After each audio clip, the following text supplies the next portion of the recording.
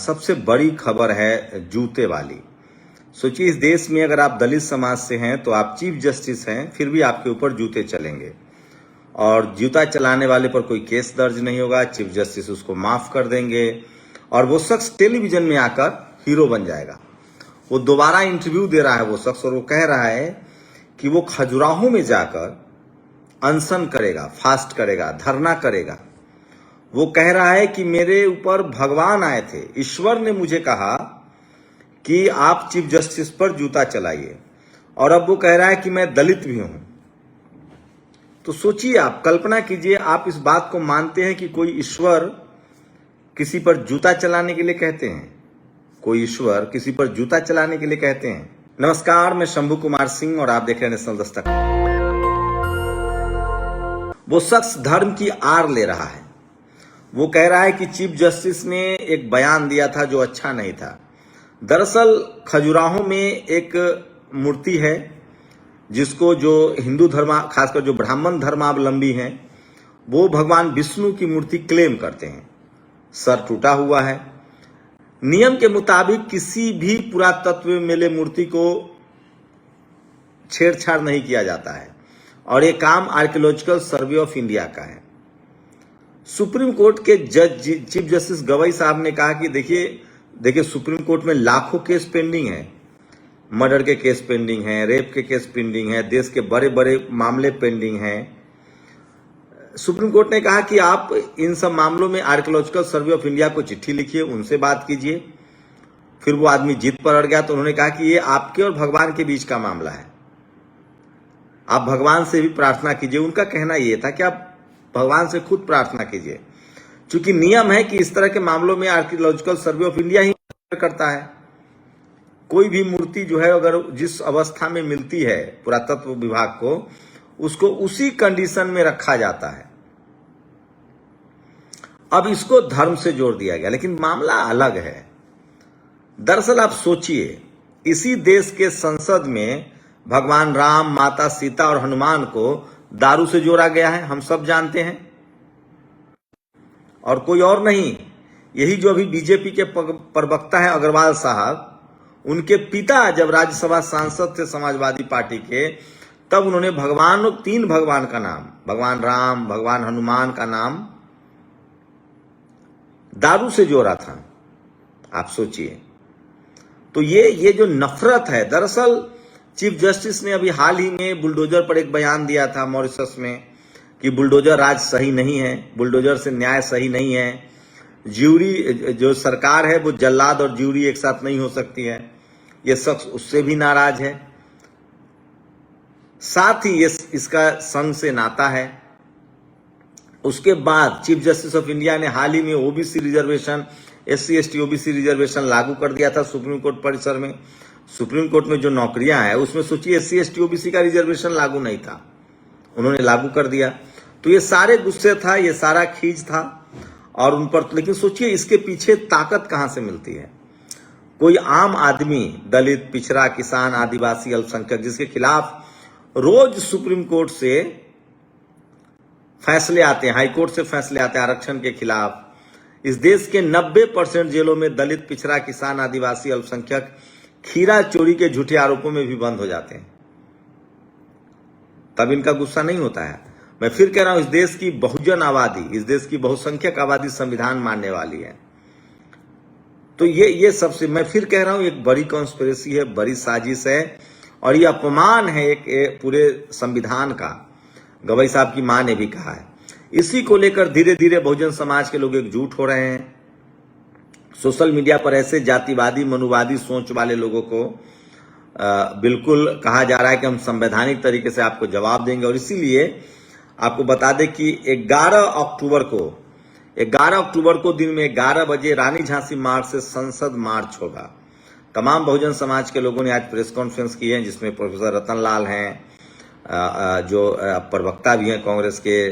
उसके बाद SC department के जो चेयरमैन हैं राजेंद्र पाल गौतम हैं, सूरज मंडल है, और तमाम लोगों ने, बहुजन समाज के लोगों ने फैसला किया है कि वो एक बड़ा प्रोटेस्ट कॉल करेंगे 11 अक्टूबर को। और वो इंडिया यहाँ से जो रानी झांसी मार्ग पर बाबा साहब का जो घर है, अंबेडकर भवन है वहां से लेकर संसद मार्च करेंगे। पहली खबर ये है। अब आपको बात ले चलते हैं बिहार में। बिहार में चुनाव चल रहा है, चुनाव होने वाला है, अधिसूचना जारी हो गई है, लेकिन बहुजन दलों को बीजेपी निपटा दिया। कैसे निपटा दिया सो समझिए।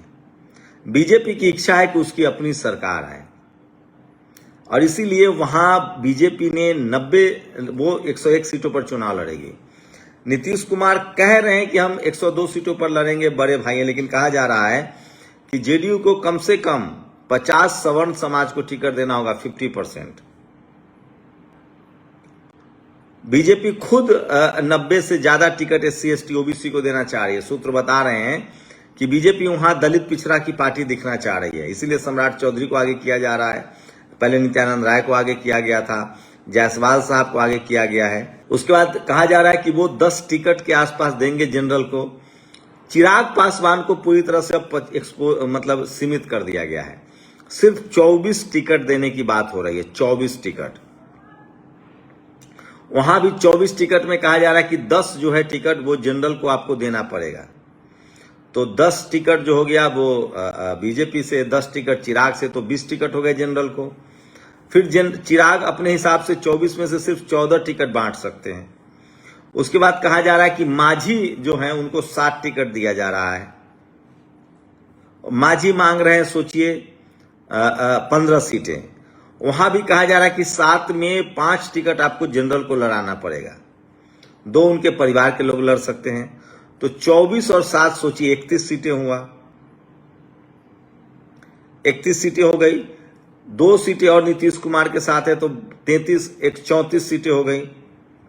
उसके बाद कहा जा रहा है कि उपेंद्र कुशवाहा को सिर्फ और सिर्फ 3 से 4 सीटें दी जा रही है, लेकिन वो मांग कर रहे हैं कि हमें कम से कम 15 सीटें दी जाए।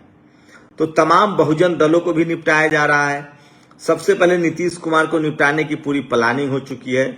तो बिहार में बीजेपी ने बहुजन दलों को लगभग निपटा दिया है, वहां अब उनके लिए बहुत संभावना नहीं है। उसके मुकाबले इंडिया गठबंधन में मीडिया आपको जरूर दिखा रहा है कि बहुत लड़ाई है, बहुत तोड़फोड़ है, लेकिन ऐसा होता हुआ नहीं दिख रहा है। इंडिया गठबंधन में मुकेश सहनी को 15 से 25 सीट मिलते हुए दिख रहे हैं। कांग्रेस 55 से 65 सीटों तक चुनाव लड़ सकती है। तेजस्वी यादव लेफ्ट को 35 सीटें मिल सकती हैं।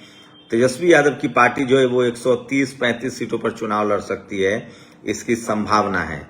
तो वहां दलित पिछड़ों के पास ज्यादा सीटें हैं मुकाबले, तो उपेंद्र कुशवाहा हो, माझी हो या चिराग पासवान हो।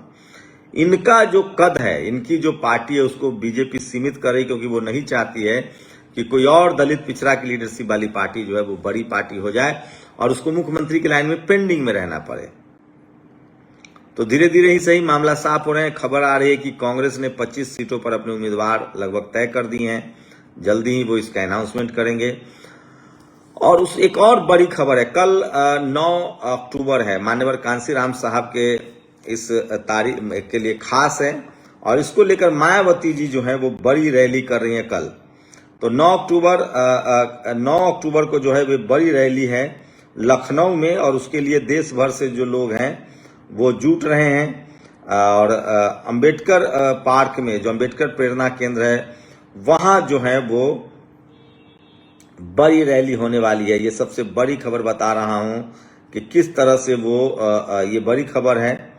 और 9 अक्टूबर को कांसीराम साहब का जो परिनिर्वाण दिवस है, उसको उस दिन 9 अक्टूबर को एक बड़ा कार्यक्रम होने जा रहा है। तो लखनऊ में कल मायावती जी की बड़ी रैली होने जा रही है मान्यवर कांसीराम साहब के परिनिर्वाण दिवस को लेकर।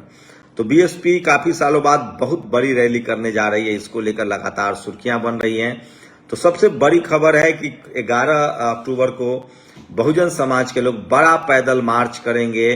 खासकर जिस तरह से दलित समाज से आने वाले, बहुजन समाज से आने वाले चीफ जस्टिस पर जूता चलाया गया है और उसको जस्टिफाई भी लोग कर रहे हैं। सोचिए, जो जातिवादी मनुवादी सोच के हैं उनको वो सही बता रहे हैं। उसके बाद आपको बताते हैं कि बिहार में बीजेपी ने बहुजन दलों को बिल्कुल निपटा दिया है। चिराग पासवान 24 टिकट की पार्टी रह गई है, माझी जी को 7 पर टिकाया जा रहा है और उसमें भी शर्त है कि माझी जी को भी 5 टिकट जनरल को देना है, सवर्णों को देना है। चिराग पासवान को कम से कम 10 टिकट सवर्ण समाज को देना है। उसके बाद नीतीश कुमार को 101 टिकट देने की बात हो रही है, वहां भी 50 टिकट सवर्ण समाज को देने की कोशिश है। बीजेपी की कोशिश है कि वो पिछड़े अति पिछड़ों को सीटों के दम पर, क्योंकि बिहार में टिकट बंटवारा निर्भर करता है, जनरल कैटेगरी का जो भी पार्टी ज्यादा टिकट देगी उसका ट्रैक रिकॉर्ड खराब होगा, क्योंकि बिहार में लोग रिप्रेजेंटेशन का खेल समझते हैं। और ऐसा नहीं हो सकता कि आप जनरल कैटेगरी के उम्मीदवारों को टिकट देकर दलित, पिछड़े, किसान, आदिवासी, अल्पसंख्यकों से आप वोट ले लें, ऐसा नहीं हो सकता है। और दूसरी बात, जितनी ज्यादा संख्या में दलित, पिछड़े, किसान, आदिवासी, अल्पसंख्यक चुनाव जीतेंगे, उतनी राजनीति में रोजगार, नौकरी, पढ़ाई लिखाई, स्कूल, अस्पताल, दवाई और देश की मजबूती की बात होगी। और जितना ज्यादा जनरल कैटेगरी के लोग बीजेपी के लिए चुनाव जीतेंगे, उतना ज्यादा हिंदू मुस्लिम सांप्रदायिकता, क्योंकि उनकी यूएसपी हिंदू मुस्लिम है बीजेपी की, उसी दम पर वो राजनीति करती है, धार्मिक पोलराइजेशन पर राजनीति करती है। बहुजन दल के जो नेता होते हैं वो स्कूल, अस्पताल, पढ़ाई लिखाई, दवाई के नाम पर राजनीति करते हैं। तो ये एक बड़ा फर्क है धर्म की राजनीति में और सामाजिक न्याय की राजनीति में। तमाम मायावती जी के कार्यकाल में देखिए, लालू यादव, कर्पूरी ठाकुर, अखिलेश यादव, हेमंत सोरेन, इनके कार्यकाल में स्कूल, अस्पताल, सड़कें, रोड ये सब ज्यादा बनता है, खासकर गरीबों के लिए बहुत काम होता है। बीजेपी जैसे सत्ता में आती है, उसका एजेंडा गाय, गोबर, गौमूत्र, हिंदू मुस्लिम है। स्कूल, अस्पताल उसके एजेंडे में नहीं है, सोशल जस्टिस, सामाजिक न्याय एजेंडे में नहीं है। तो बिहार की जनता देखते हैं इस बार क्या तय करती है, लेकिन इतना तय है कि तमाम बहुजन दलों के जो कद है वो बीजेपी के जो साथ हैं उनका कद छोटा हो रहा है। मुकेश सहनी का प्रमोशन हो रहा है, उनको ज्यादा सीटें मिलेंगी, लेफ्ट भी ज्यादा सीटें ले रही हैं। ये बड़ी खबर है जो आपको बता रहा हूं। शुक्रिया। दस्तक की आपसे गुजारिश है कि अगर इसको बचाना चाहते हैं तो नेशनल दस्तक को सब्सक्राइब करने के लिए रेड कलर के सब्सक्राइब बटन को दबाएं, फिर बेल आइकन की घंटी दबाएं। नेशनल दस्तक को बचाने के लिए बहुत जरूरी है कि हर खबर को शेयर करें, लाइक करें, कमेंट जरूर करें।